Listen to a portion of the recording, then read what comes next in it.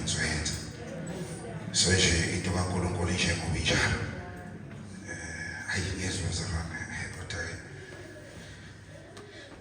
simkhulu uNkulunkulu. Amen. Hallelujah. Sibingelele namkwenye sokuba mfundisi webandla. Sibingelele baba mafundla elder nomama egameni lenkosi yethu uJesu Kristu.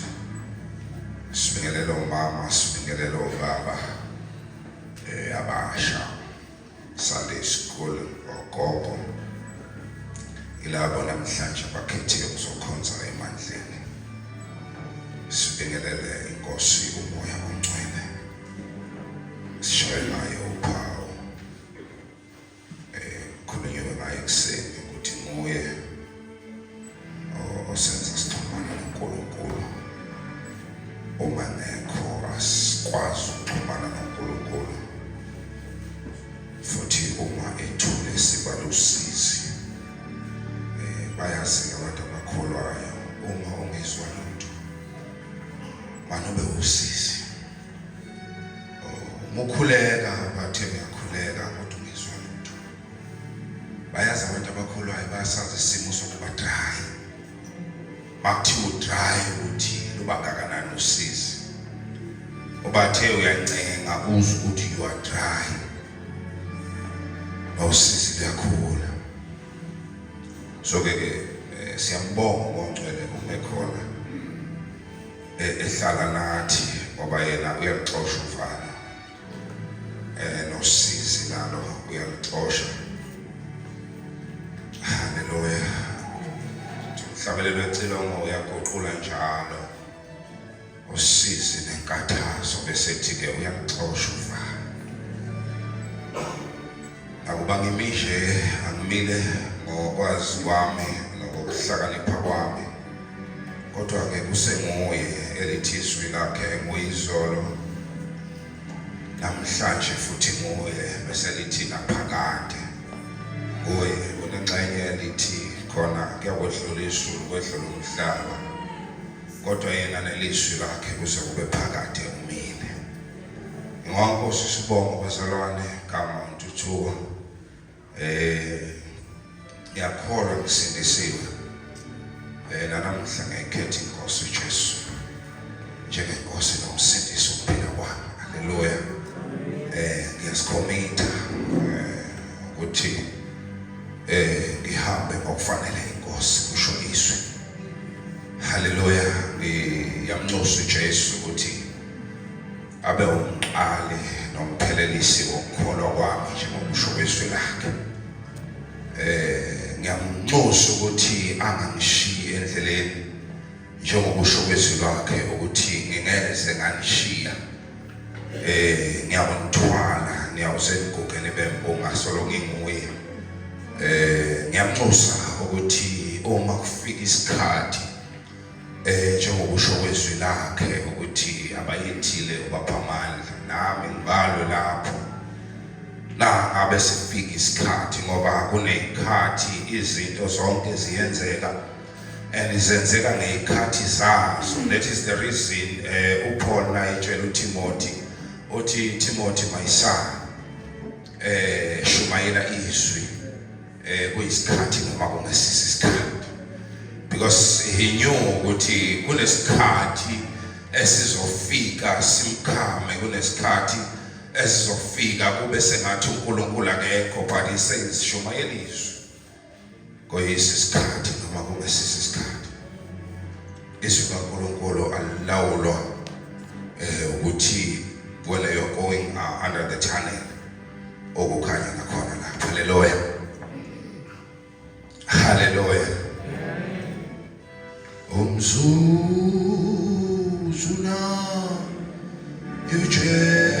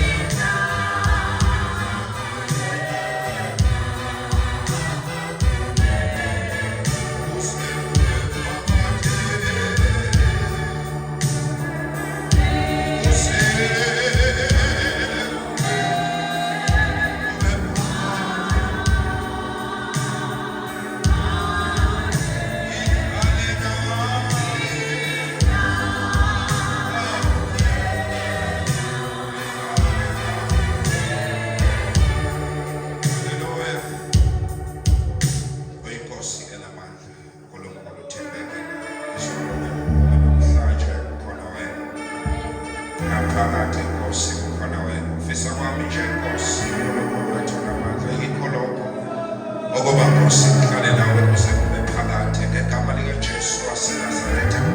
Baba wethu namandla ohlabelelayo Nkosi lanxa ngidinwe indlela aphela amandla nyawo angisiza umzuzu. Just a minute with God changes things.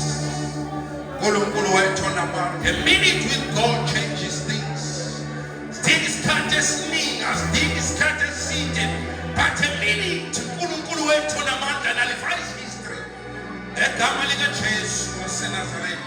A minute with God uNkulunkulu wethu namandla kokuliwe Nkosi izimo, kokuliwe usizi, inkathazo iqoshiwe with a minute uNkulunkulu wethu namandla egama likaJesu waseNazaretha. Thembekile Nkosi wena, uthembekile wena owembethe amandla njengengubo, uthembekile wena owembethe ukuphila, uthembekile wena ohlala ekhanyeni ungena kufinyelela umuntu, uthembekile sokulunga.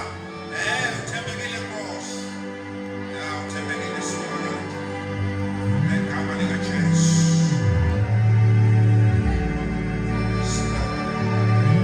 Thembekile Nkosi, thembekile Nkosi. Awuguquki isithunzi sokuphenduka sikho kuwe, awushintshwa ngabantu, ucabanga kwabantu does not affect you.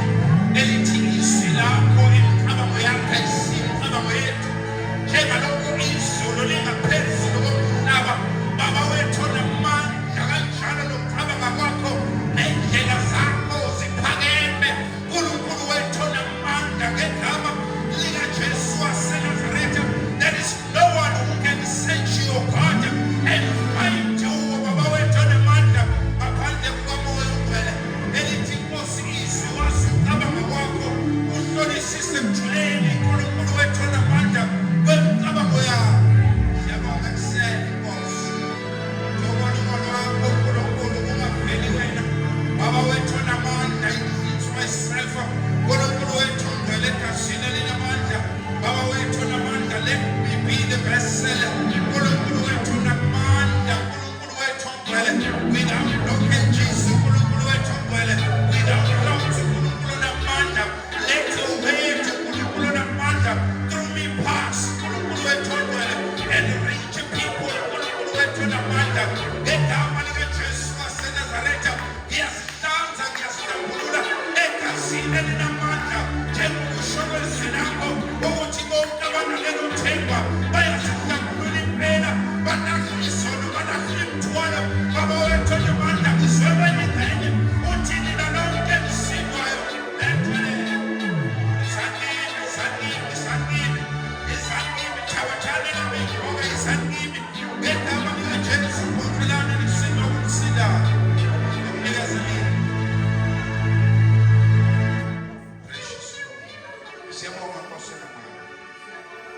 Siyani Nkosi uthembekile, mina Nkosi uthembekile. Thembeke wena kusho umuntu engasathembekile, uthembekile wena. Lethi izwi lakho awunakho ukuziphika ngoba wena igama lakho uthembekile. Awushintshwa uNkulunkulu wethu namandla, ungathembeki kwabantu.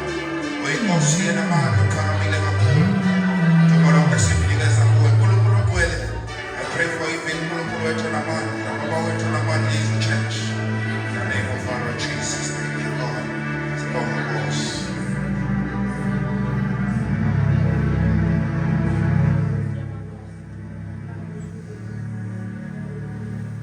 Manager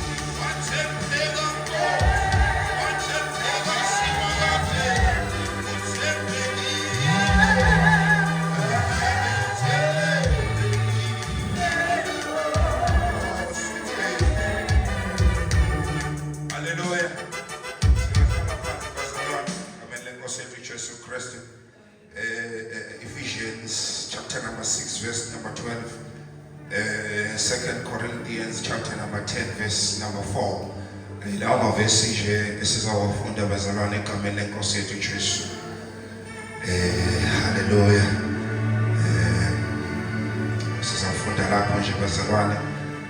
Mayikhono setholile ongangifundela ngesiZulu. Singaze sihambe kakhulu. Sekusele 15 minutes kodwa ngishoyo ukuthi bese sekhona. Hallelujah. Ephesians chapter number 6 verse 12 ngoba se-Efesu sihloko sesithupha ivesi 12 yes bese sizoqala lapha nje ku2 Corinthians 10 sifunde uverse 4.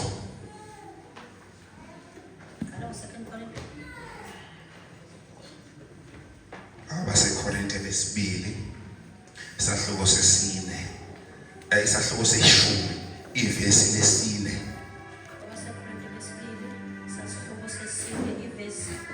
Isahluko seshumi ivesi lesine. Yebo 10. Abase-Korinte lesibili isahluko seshumi verse 4 lifuneka kanje bazalwane. Ngokuba izikhali zethu zokulwa kasizo ezenyama. Ngokuba izikhali zethu zokulwa akusizo ezenyama. Kodwa ngaye uNkulunkulu. Kodwa ngaye uNkulunkulu. Zinamandla okubhidliza izinqaba. Zinamandla okubhidliza inqaba. Sichitha izizindlo. Sichitha izizindlo. Nakho konke okudephuleyo.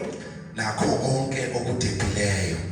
Okuziphakamisela ukuthiyana nokumazi uNkulunkulu. Okuziphakamisela ukuthiyana nokumazi. Namacebo onke siwathumbela ukumlalela uKristu. Namacebo onke siwathumbela ukumlalela uKristu. Futhi silungele ukujezisa ukungalaleli konke. Futhi ngalezi ikhali silungela ukujezisa ukungalaleli konke. Nxa sekuphelele ukulalela kwenu. Nase kuphelele ukulalela kwenu. Ngicela ungifundele Efesu chapter 6 verse 12. Bazalwane. Ngicela bazalwane. Efesu 4. Efesu 6 verse 12. Lifuna nje bazalwane. Ngokuba asibambene nagazi nenyama. Ngokuba asibambene nagazi nenyama. Kodwa sibambene nemibuso. Kodwa sibambene nemibuso. Namandla. Nababusi bezwe balobumnyama. Nababusi bezwe balobumnyama. Nabawomoya bobubi emkhathini. Nabawomoya bobubi emkhathini. Verse 13. Siyabonga. Nkosibusise ukufunda kwesulayo egameni lenkosi yethu Jesu Kristu waseNazaretha. Amen. Umpostoli Paul lo ubhala lezi ncwadi zombili. Uqale wabhalela ibandla labaseKorinte, wasebhalela ibandla labase-Efesu. Uma uzibheka izincwadi ezithi ayilinke noma izincwadi ezithi azilumbane noma zithi asifane, uma usibheka le eyoqala ubhalela ibandla labaseKorinte othi nokuba sisenyameni unikeza ibandla iassurance, unikeza ibandla isiqiniseko sokuthi noma lilo ibandla kodwa lisenyameni. Unikeza ibandla isiqiniseko sokuthi noma ibandla selikholwa lingabantwana bakaNkulunkulu bathi alikakabi sezulwini lisenyameni. So uma sisenyameni, and uPaul ukuze akhulume lento uma ufundele isiZulu lapha phezulu isihloko sakhona ngicabanga isithi uyayiphendulela kwabamdelelayo ukuze abhale le ncwadi. He was moved noma waphukutwa ngeswazi noma wachukuluzwa ngesizulu echukuluzwa ngabantu ngenxa yepresence yakhe. Siyamazi uPaul bazalwane ukuthi uPaul ushawe unyazi. We do not know ukuthi physically ubevela kanjani kubantu after eseshaywe unyazi, ngoba siyazi ukuthi ushawe unyazi. Uma sikhuluma ngonyazi bafowethu sikhuluma ngombani noma ngomphazimo ngesizulu. So ke uma ushawe unyazi kungenzeka kube nezinto ezishintshayo kuwe physical. So kungenzeka lo mpostoli ukuthi ngalesikhathi eshawe unyazi kukhona kwenzeka kuye, ngoba abantu bathi he is bold in writing, yet uma umbheka ngeke usho ukuthi nguye lo muntu obhalayo. Hallelujah. Basho njalo bathi kahle kahle lo muntu uma umbheka ngeke uzuvume ukuthi nguye lo bhala lezinto ezinamandla kangaka.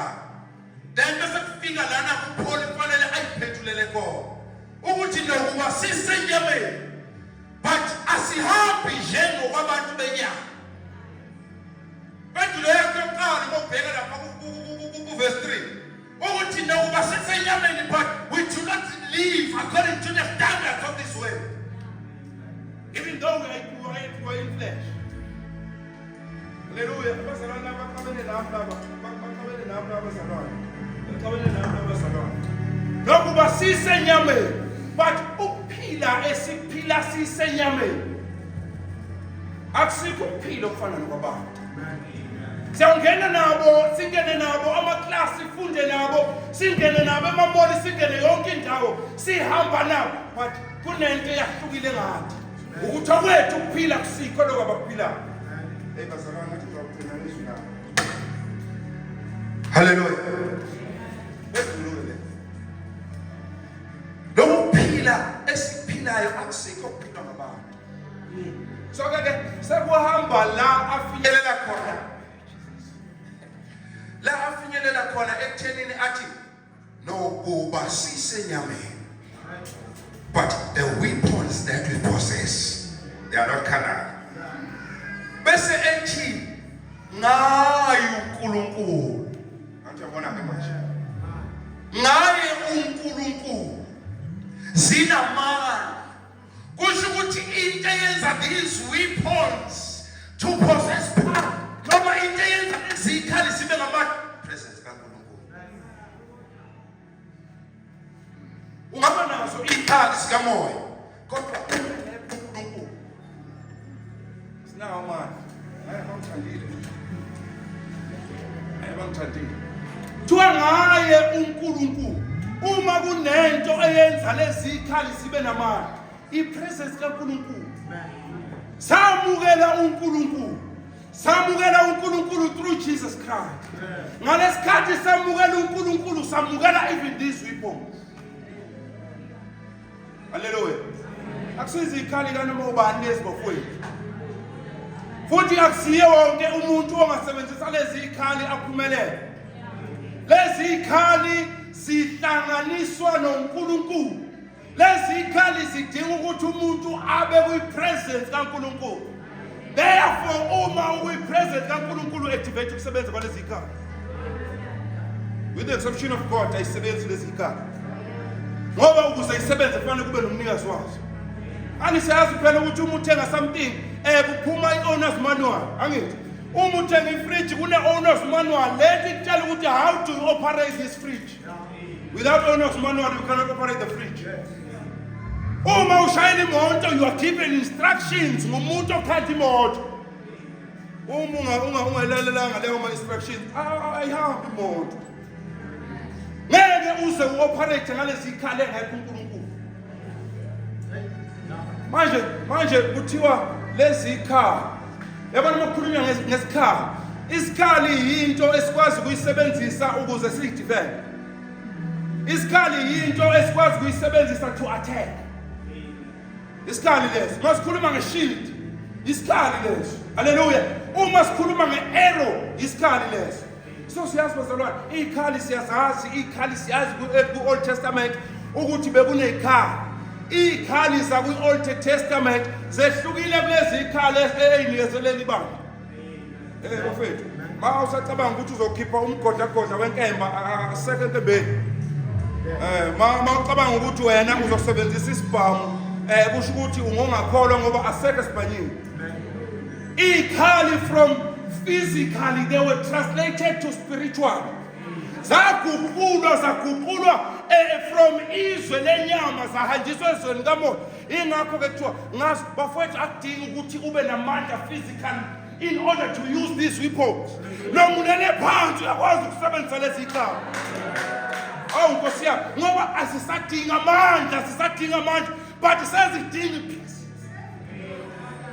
Oh Nkosi yami makhona into esiyidingayo kulezi ikhali.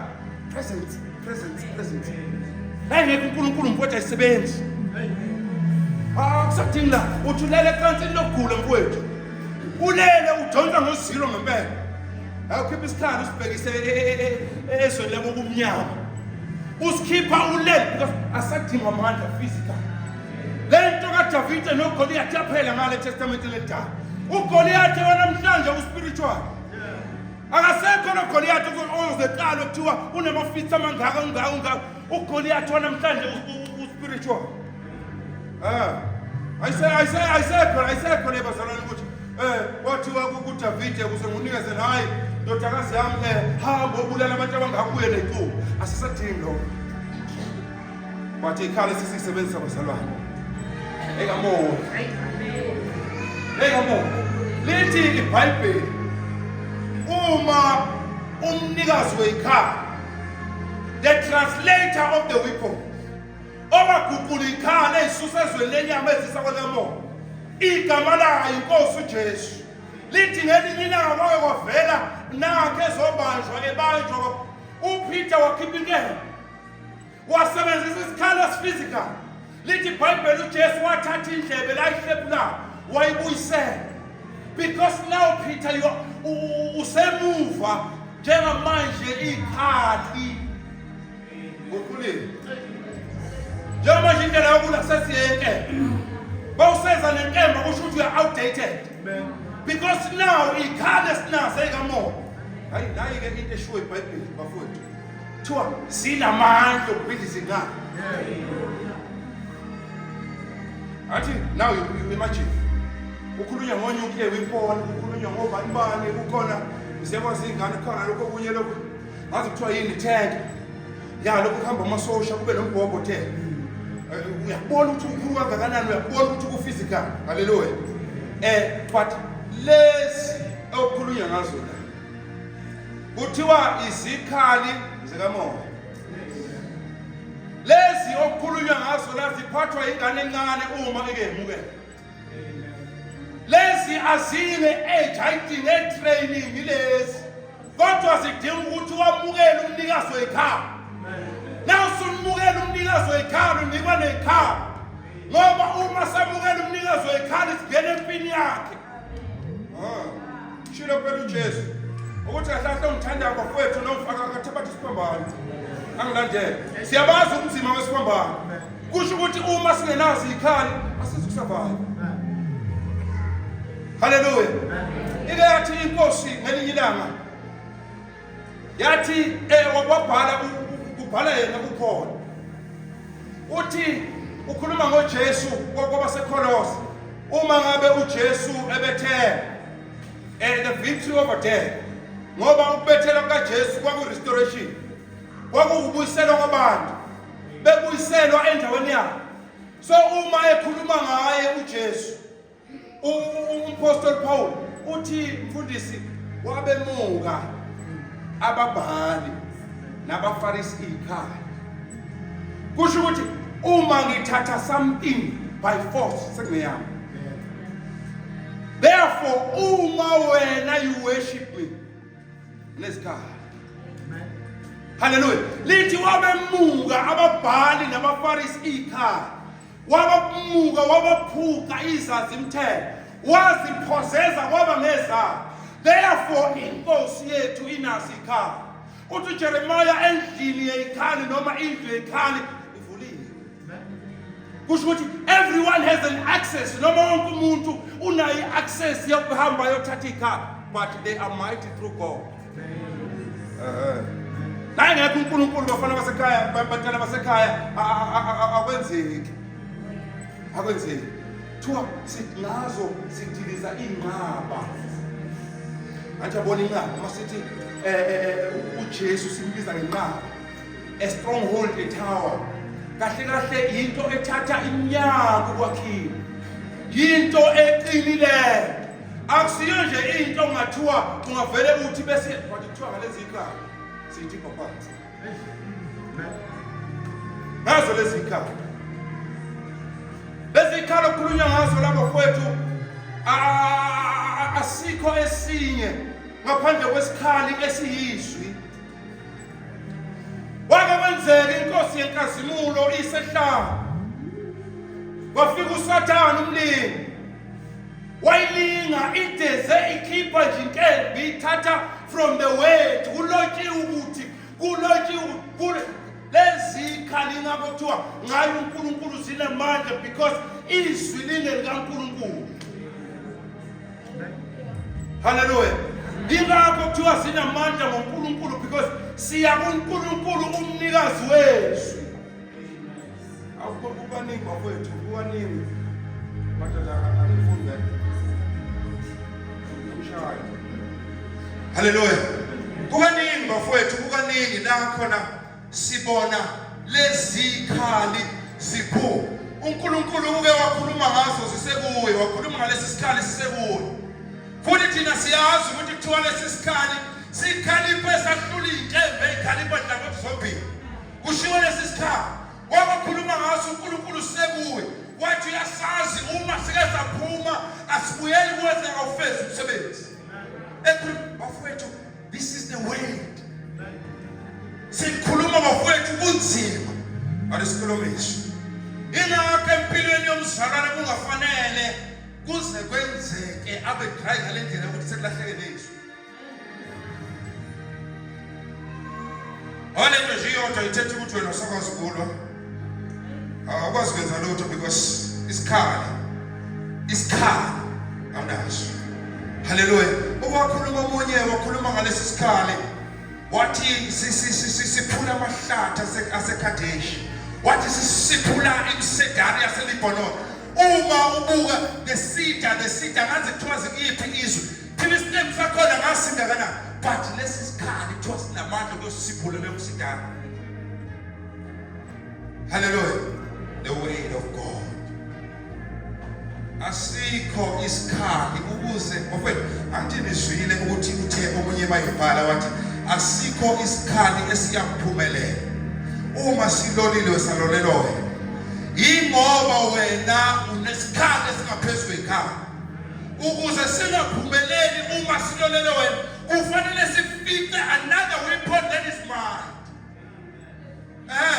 Yingakho uJesu uma elingwa uSathane lethe lisho ukuthi uJesu ukhiphe emgodleni ngoba nekhono lamba kungekho lutho emgodleni.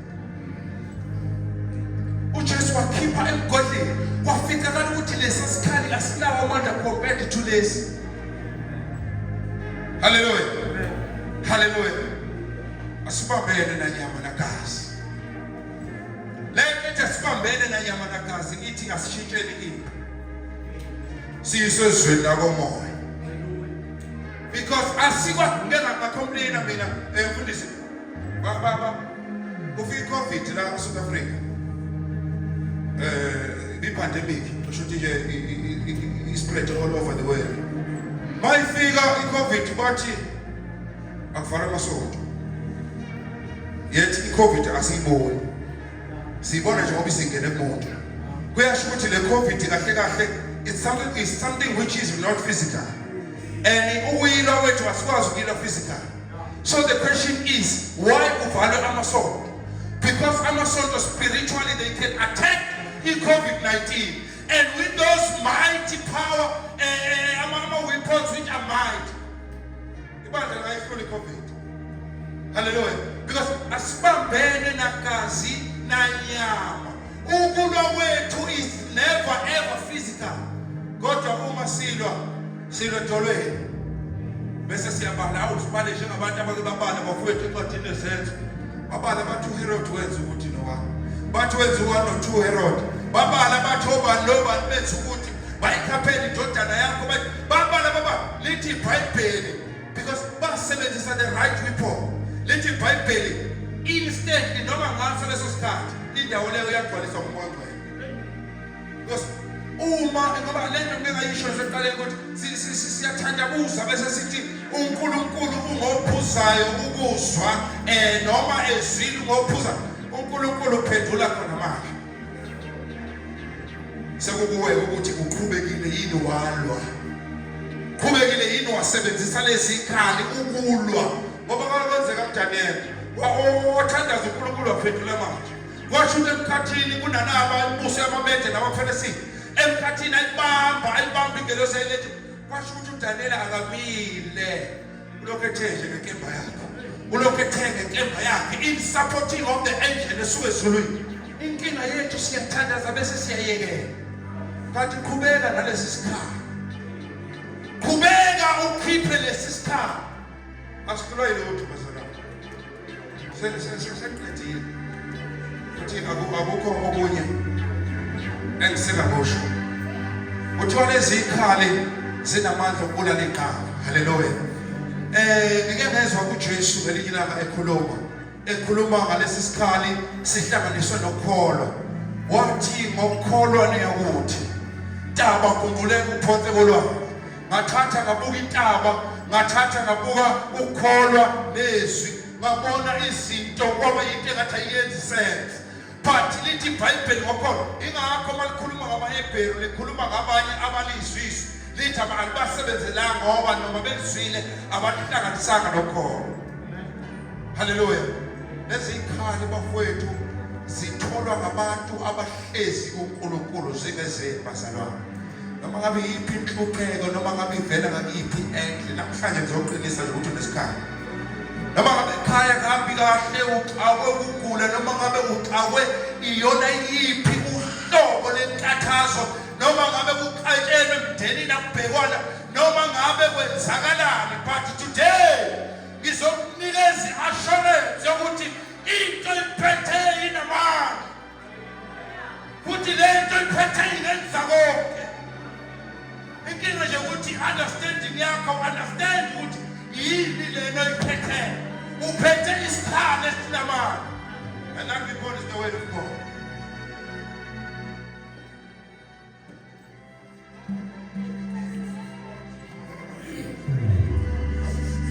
Cela sithandaze bandla lenkosi une phrase engiyithandayo kakhulu la phansi nolabhiza ngizibela ngithanda mase kuthiwa hayi dinemandla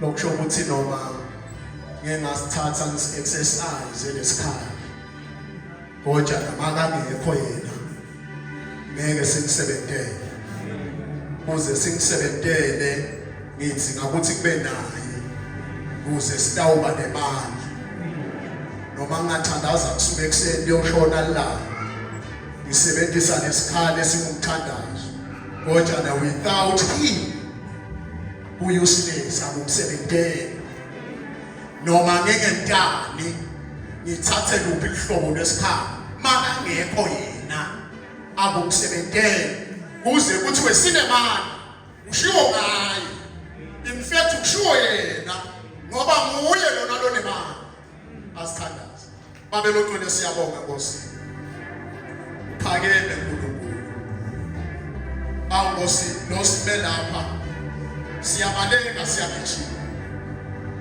sikoshwa difo sikoshwa hlupheko sikoshwa insizi sikoshwa difo letinengo siyabaleka siyagijima kodwa nababe sibonga namuhla kusikhumbuda kuthi bongasitshela ukuthi salesini ngoba uma ngabe sinawe sinemali sinetikhali letinemali emandla ato dikhona kubhidla tinqaba babe ngiyathandaza ngegama likaJesu Kristu waseNazaretha kukhona osinqaba lebe phambi komhlaba kukhona osinqaba lebe phambi kwempilo kukhona osinqaba lebe phambi kwabantu kukhona Nkosi incaba lebe phambi komsebenzi wami, kukhona Nkosi incaba lebe phambi kwabatali bami. Sibonga babe kuthi namuhla anathi isikhali lesinemandla babe besimuwe Jesu Kristu. Thina Nkosi siyakhona namhla kubhidlika, ingoba Nkosi bonke namhla siyakubhidlika ngegama likaJesu Kristu waseNazaretha. Noma ngabe yini Nkosi, noma ngabe kuneminyaka engakanani, noma ngabe kunemalanga langakanani, noma ngabe kwesabeka kangakanani emehlweni ethu, kodwa noma namuhla masinawe sinemandla ekubhidlika konke ngegama likaJesu Kristu waseNazaretha. Sikunikeza ithuba lonke uNkulunkulu wethu longcwele, sithi mayethe kuwe wena losesihlalweni semkhosi. Siyabonga uNkulunkulu wethu longcwele, nebhala lobathandzako uyabahlomelisa wena, nebhala lobathandzako ubanikeza amandla amasha wena, nebhala lobathandzako Nkosi ubanikeza ithemba lelisha ngegama likaJesu Kristu waseNazaretha. Sithi mayethe uNkulunkulu wethu longcwele, ushisa Nkosi umntana wakho okhulume ngaye, bengetetele Nkosi nakusasa babelo kwethu unikethe lokuningi nalokuningi kuze libandla lakho lihle babele sithe kuye egameni likaJesu Kristu Nkosi yethu manje naphakade. Amen. Siyabonga bazalwane, siyabonga.